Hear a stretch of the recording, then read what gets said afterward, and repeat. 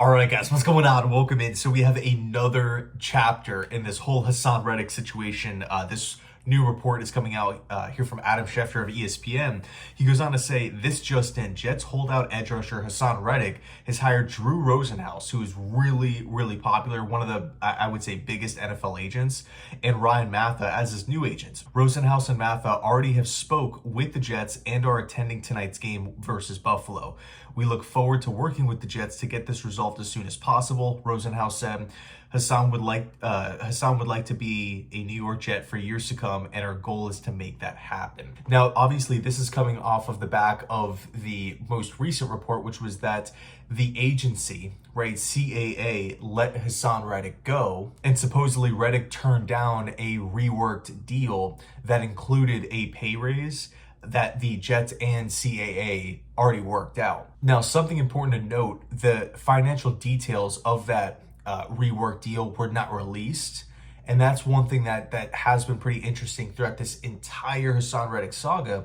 We still don't know, A, how much is Haason Reddick looking for? Has that number changed over time because of the fines? And then B, what exactly are the Jets offering here? Are they lowballing him? Are they giving him a fair deal? Obviously they're not giving Reddick what he wants. And you would like to think that Reddick is not asking for $30+ million because he's not, that type of player. He's a really good player, but not $30 million annually. I wonder how far they're off here. Now, this obviously opens up a lot of different doors, right? With Drew, with Rosenhaus coming in. Obviously, they're attending the Buffalo Bills game tonight, which could be huge.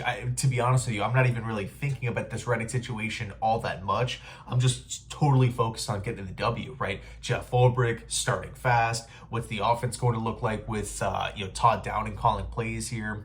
What's the running game going to look like? I think Braylon Allen is in store for big game if he gets an opportunity, or I should maybe say opportunities throughout the game, not just here and there.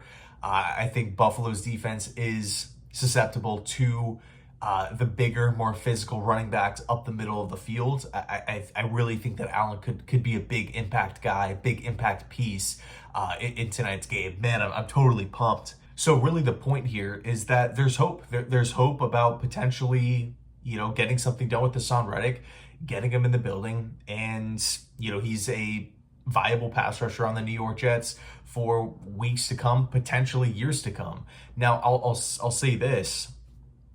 This news is coming after literally the next morning after Detroit Lions superstar Aiden Hutchinson got hurt. When that happened, I actually have a buddy who's a diehard Lions fan who doesn't really know exactly, all the details that's going on with Reddick. And he shot me a text like late last night. He was just like, man, I'm sick to my stomach. What's going on with Haason Reddick? Could you trade him to us? And again, he doesn't really know the, how maybe toxic the situation has been. But it goes to show that, maybe there's an opening out there. In the event that Rosenhaus and the Jets, and Reddick for that matter, can't come to an agreement, we now have another landing spot for Haason where the Jets can maybe just recoup something. So I wouldn't necessarily be surprised if something like that were to happen as well. But either way, for the New York Jets, it's a positive, right? I think the only negative is if Reddick doesn't show up, he didn't hire new agents, he doesn't want to represent himself, and then that's just it. And by the way, in yesterday's video, I mentioned that, if that continued, I wouldn't be surprised if Joe Douglas and the Jets ended up releasing him. And the thought process behind that was, okay, so you have a player who technically is a Jet. He's technically under contract and should be here. And with the rule of his rights carrying over into 2025, if he doesn't show up, that's relevant because we have a player here. And again, this is all trash because Reddick did hire a new agent. And simply put, you're not going to go out and hire new agents if you had no intention of playing football, if you have no intention of signing a new deal. But again, going back to, yesterday's situation, if Reddick was not going to A, show up, B, negotiate himself, or C, hire new agents, I understand the thought process of, okay, you want to keep him because you could potentially trade him later or something. But if that continued on, right? Week after week after week after week. And the hypothetical we're talking about here is in 2025. So it's very tough to hit free agency. It's very tough to manage a roster where it's like, okay, we have a veteran player here who's not getting any younger, whose rights have now carried into 2025 with a $14.25 million price tag.